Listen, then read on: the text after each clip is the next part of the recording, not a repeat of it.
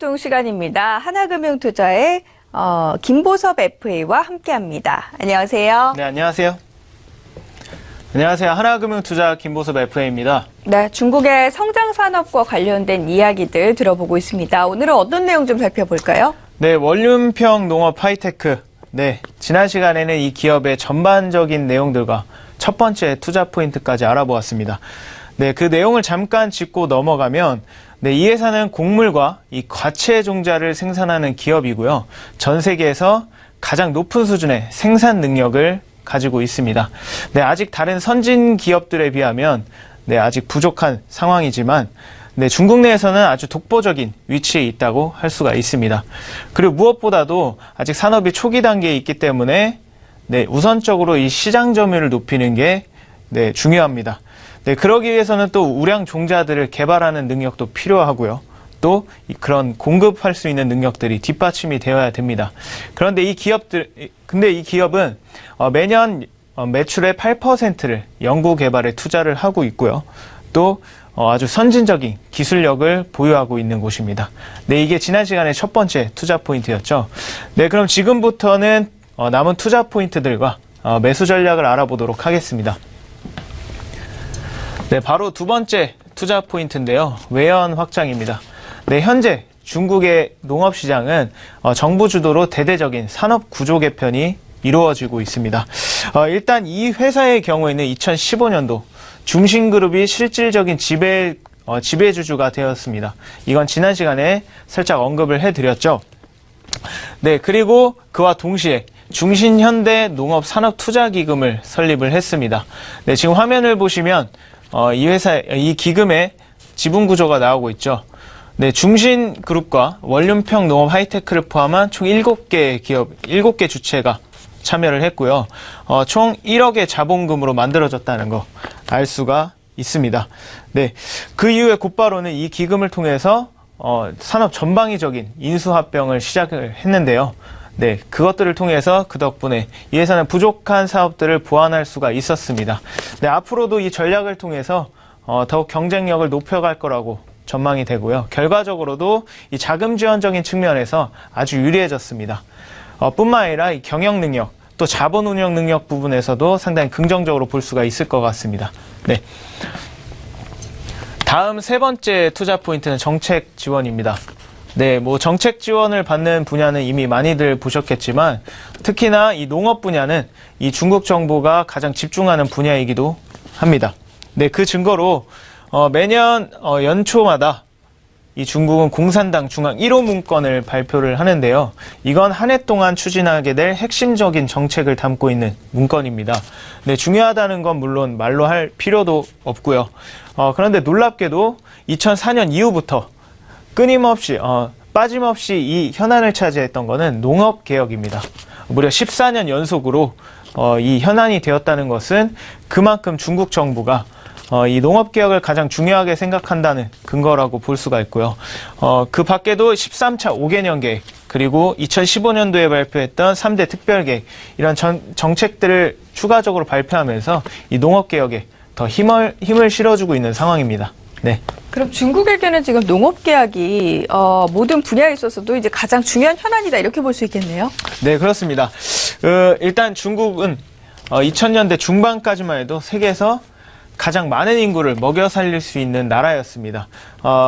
그리고 마찬가지로 모든 식량을 자급자족하는 것도 가능했습니다. 근데 최근에 중국은 그렇지가 않죠. 지금 화면에 그래프를 보시면 중국의 곡물 수입량이 급격하게 늘어나고 있는 모습을 보실 수가 있는데요. 콩은 원래부터 수입이 많아서 예외를 한다고 쳐도 3대 이 주요 곡물들이 눈에 띄게 증가를 했습니다. 일단 쌀의 경우에는 2011년에서 2012년도 사이에 4배가 증가를 했고요. 밀은 3배, 옥수수는 무려 5배나 증가를 한 상황입니다. 이렇게 중국이 자금력을 잃어버렸다는 것은 또 상당한 의미가 있는데요. 우선 전 세계 이 농업 균형에 상당한 부담을 주게 됩니다. 만약에 중국이 지금 옥수수 소비량의 단 5%만 수입을 하게 되더라도 전 세계 거래량의 3분의 1 수준입니다. 네. 그리고 무엇보다도 그 많은 살림을 감당해야 되는 중국에게도 상당한 부담이 되겠죠. 네. 그리고 중국 경제, 더 나아가서는 국가 안보에까지 영향을 미치게 된다는 겁니다. 중국으로서는 이 최우선 과제가 될 수밖에 없는 실정이고요. 또 이 생산 능력을 늘리면 되지 않겠느냐라고 생각하실 수도 있는데 그 생산 능력을 늘리는 것도 상당히 한계가 있습니다. 일단 급격한 도시화는 경작 가능한 토지를 빼앗아 갔고요. 그나마 가능했던 토지도 20%나 오염이 된 상황입니다. 또 미세먼지는 햇빛을 차단해서 농작물이 자랄 수 없는 환경을 만들고 있고요. 이제는 아예 중국 국경 밖으로 나가서 경작을 해야 되는 상황도 벌어지고 있습니다.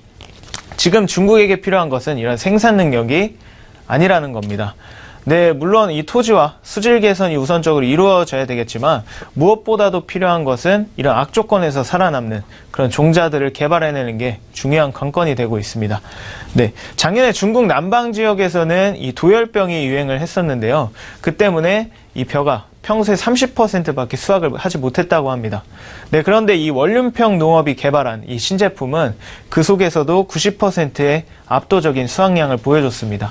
바로 이런 훌륭한 기술력들이 저희가 이 종목에 집중을 하게 되는 그런 중요한 이유가 되고 있는 겁니다. 네. 확실히 돋보이는 기업 같습니다. 그렇다면 매수 전략 어떻게 세워야 될까요? 네, 우선 실적부터 보도록 하겠습니다.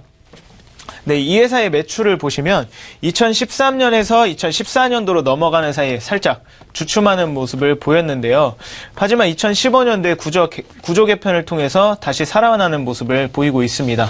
네, 전년보다 11%가 증가를 했고요. 네, 이 신제품 개발도 이 흐름을 견인한 주요 요인 중에 하나입니다.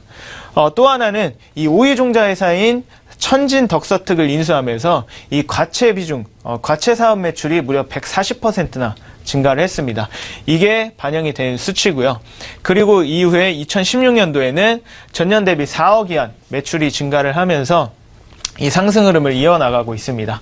네, 올해 2017년도에는 매출 규모가 30억 이한 가까이 성장할 거라고 전망하고 있는데요. 무엇보다도 이 경영진의 목표 순이익이 전년 대비 37% 늘어났다는 것도 제가 상당히 기대해 볼 만한 부분인 것 같습니다.